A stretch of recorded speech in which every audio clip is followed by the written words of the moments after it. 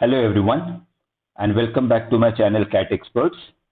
Today we are going to discuss the concept of dearrangements.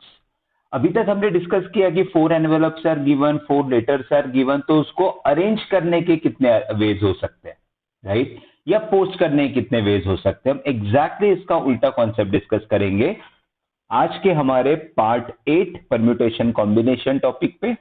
This is going to be session number 22 of our daily dose series. So this is what I mean by the concept of derangements. One simple formula is given for you, but before that I would like to discuss some concept with you. चलिए मान के चलते हैं मेरे पास दो letters है जिसको मैं बोलता हूं L1 L2 and the envelopes are E1 and E2. दोनों ही लेटर सही एनवेलप में जाने चाहिए.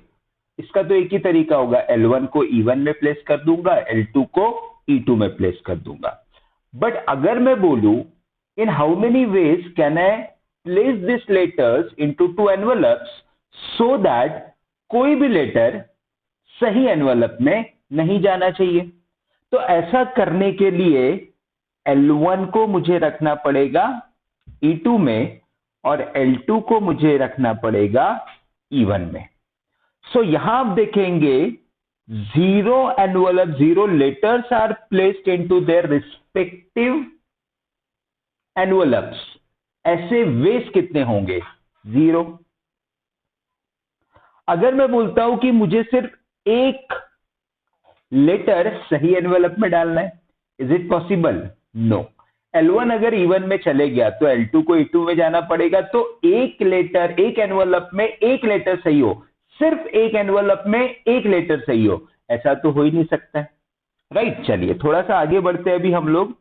And let me consider 3 letters L1, L2, L3 and their respective envelopes are E1, E2 and E3. अब मुझे निकालना है कि कोई भी लेटर कि अपने रिस्पेक्टिव एनवेलप में नहीं जाना चाहिए. ठीक है. सो L1 को मैं प्लेस कर देता हूं E2 में. ये एक पॉसिबिलिटी हो सकती है. L1 को E1 में नहीं जाना है, this is what I want to tell you. So L1 E2 में जा सकता है या L1 E3 में जा सकता है. ठीक है. अब अपन हम लोग पहले केस की बात करते हैं. L1 E2 में चले गया, ये पॉसिबिलिटी हो गई. अब L2 के लिए क्या चॉइसेस है? या तो E2 में जाए या तो E3 में जाए. तो इसमें भी दो चॉइसेस आ जाएगी. ठीक है. मैं बोलता हूं अगर L2 E1 में चले गया, अगर L2 E1 में चले गया, इसका मतलब L3 E3 में चले जाएगा, जो कि नहीं चाहिए मुझे. व्हाट आई आस्क यू कि कोई भी लेटर अपने रिस्पेक्टिव एनवेलप में नहीं जाना चाहिए. That means I should put L2 into L3, sorry E3. L2 चले गया E3 में, दैट मीन्स L3 ऑटोमेटिकली चले जाएगा E1 में. सो दिस इज वन वे जहां पर कोई भी लेटर किसी भी एनवेलप में अपने रिस्पेक्टिव एनवेलप में नहीं गया. What about second case? देखते हैं. L1 E3 में चले गया. सो L2 को कहां भेजना पड़ेगा? E2 में तो मैं भेज ही नहीं सकता हूं. L2 को मुझे प्लेस करना पड़ेगा E1 में और L3 ऑटोमेटिकली चले जाएगा E2 में. अब आप बोलेंगे L3 को E1 में भी तो भेजा जा सकता है. अगर मैं L3 को E1 में दे दूं तो L2 E2 में सही आ जाएगा, जो कि नहीं चलेगा. तो कोई भी लेटर उसके रिस्पेक्टिव सही एनवेलप में नहीं जाए, इसके कितने वेज होंगे? There are 2 ways. अब क्वेश्चन ऐसा भी हो सकता है कि कोई सिर्फ एक ही लेटर उसके रिस्पेक्टिव एनवेलप में जाना चाहिए. ये तो हो गया दो सही का. अब हम बात करते हैं only one letter should go into correct envelope. ठीक है. सो L1 को मैं भेज देता हूं E1 में, L1 को मैं भेज देता हूं E1 में. ये सही हो गया. दैट मीन्स L2 के लिए मेरे पास चॉइस ही नहीं है, उसको E3 में प्लेस करना पड़ेगा और L3 को मुझे प्लेस करना पड़ेगा E2 में। ये एक वे हो गया। अब मैं बोलता हूं L2 सही गया, सो L2 E2 में चले जाएगा, ये सही हो गया। दैट मीन्स L1 गलत एनवेलप में जाना चाहिए और L3 भी गलत एनवेलप में जाना चाहिए, ये सेकेंड वे हो गया।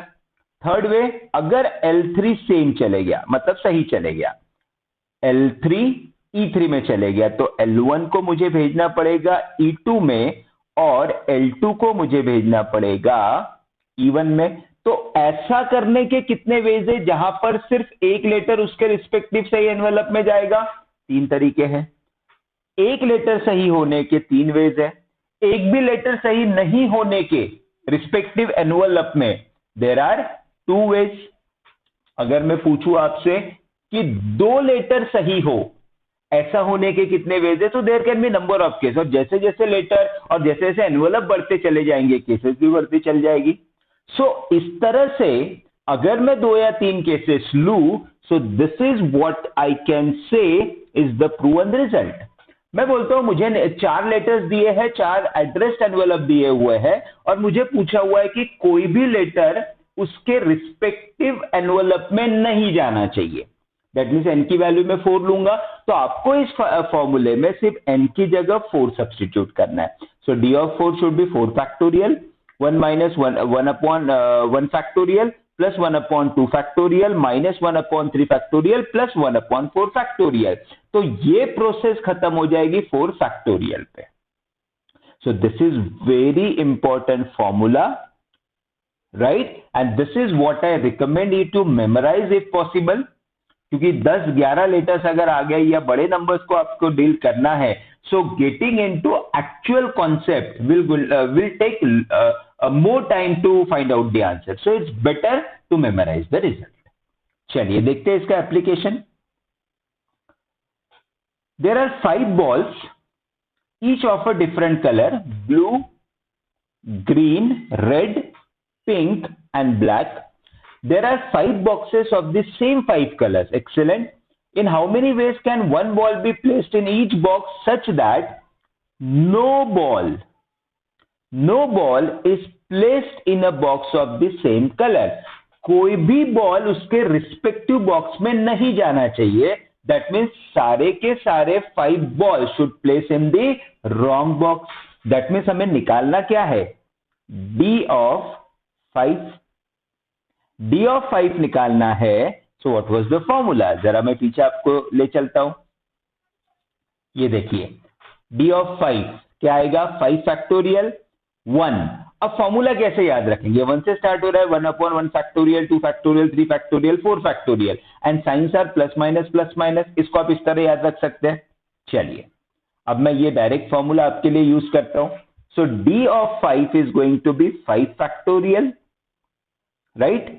1 minus 1 upon 1 factorial plus 1 upon 2 factorial minus 1 upon 3 factorial plus 1 upon 4 factorial, and this should end on minus 1 upon 5 factorial। देखिए plus minus plus minus plus minus ये हो रहा है। 5 factorial we all know is going to be, चलो इसको तो भी as it is रखते हैं हम लोग, ठीक है। चलिए ये तो कैंसिल ही हो जाएगा, छोड़ देते हैं। 1 अपॉन 2 फैक्टोरियल, एक काम करते हैं हम लोग एलसीएम ले लेते हैं सबका 5 factorial. Agreed? 1 by 2 minus 1 by 3 factorial is going to be 6. 1 by 24 minus 1 by 120. Okay, 5 factorial is 120, we all know. Let us take the LCM of 120. तो ये आ जाएगा 60 minus 20 plus 5, सॉरी ये माइनस नहीं, ये प्लस था, ये माइनस, ये फिर से प्लस होगा, प्लस 5 माइनस 1।